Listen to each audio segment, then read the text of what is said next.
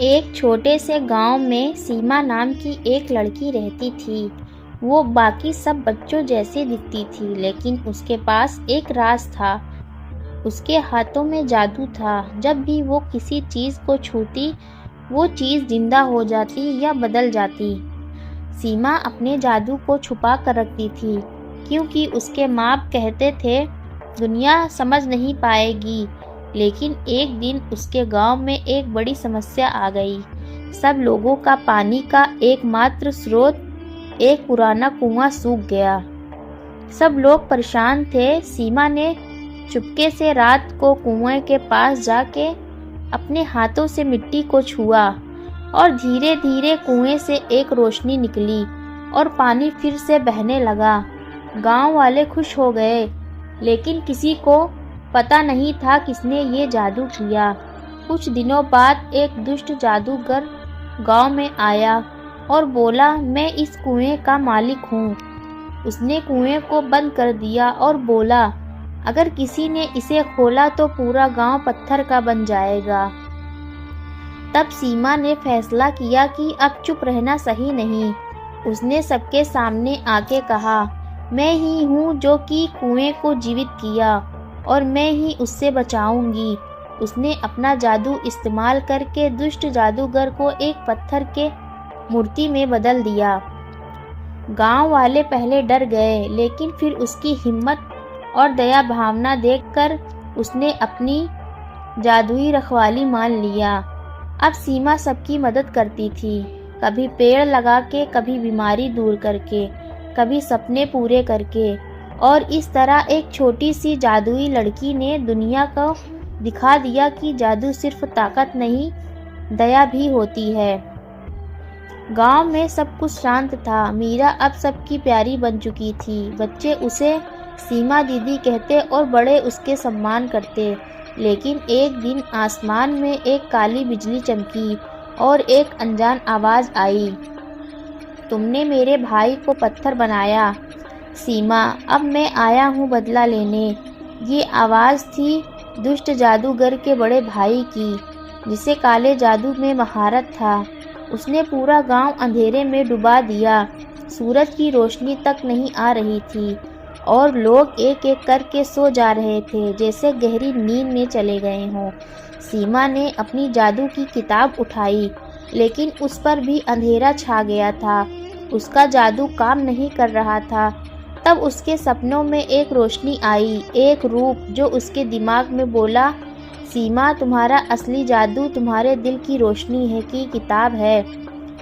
तुम्हारा विश्वास ही तुम्हारी ताकत है। सीमा ने आंखें खोली और बिना किसी जादू के अपने गांव वालों के पास जाकर उनका हाथ पकड़ा। एक एक करके सबको जगाया। जैसे जैसे लोगों का विश्वास जागता गया, अंधेरा छटने लगा। तभी जादूगर सामने आया और बोला, तुम मुझसे नहीं जीत सकती। सीमा ने कहा, मैं अकेली नहीं हूँ, मेरा गांव मेरे साथ है। सब गांव वालों ने मिलकर जादूगर के खिलाफ एक सुर में आवाज़ उठाई और मीरा के दिल से एक सफ़ेद रोशनी निकलकर जादूगर पर छाई। उसका काला जादू टूट गया। जादूगर एक साधारण इंसान बन गया। उसने मीरा से माफ़ी मांगी और कहा, तुमने मुझे जीत कर भी माफ़ किया। तुम सच में जादुई हो। इस तरह सलमा ने दिखाया कि सबका विश्वास और दया सबसे बड़ा जादू है।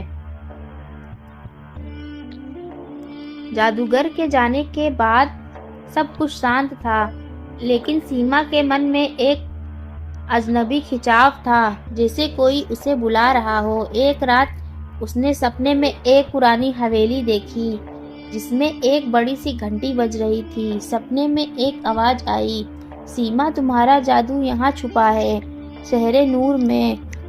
सुबह सीमा ने अपनी माँ से अलविदा लिया और अपने सफ़ेद जादू वाले दुपट्टे को पहनकर निकल पड़ी एक नए सफ़र पर। जंगल, पहाड़, नदी और आंधियों से गुजरती हुई वो एक बड़े शहर के गेट तक पहुंची। उस पर लिखा था, शहरे नूर, अंधेरों के बीच एक रोशनी। लेकिन शहर अंधेरा था, लोग थे, पर सबके चेहरे से मुस्कान गायब थी। न कोई मुस्कुराता, न कोई बात करता।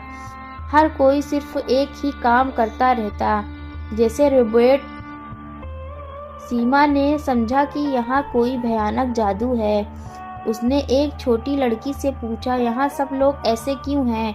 लड़की ने धीरे से कहा, राजा हारिस ने सबकी हंसी चुरा ली है। कहते हैं हंसी में सबसे ज़्यादा रोशनी होती है और रोशनी उसे पसंद नहीं। सीमा समझ गई ये उसका नया मुकाबला था। उसने सोचा अगर मैं लोगों की हंसी वापस ला सकूं तो शहर जाग उठेगा।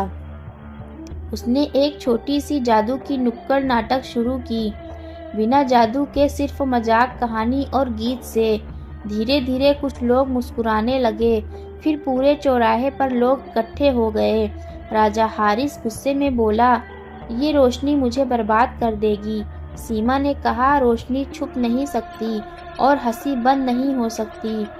सीमा की मुस्कान से एक तेज रोशनी निकली जो सब लोगों में बढ़ गई।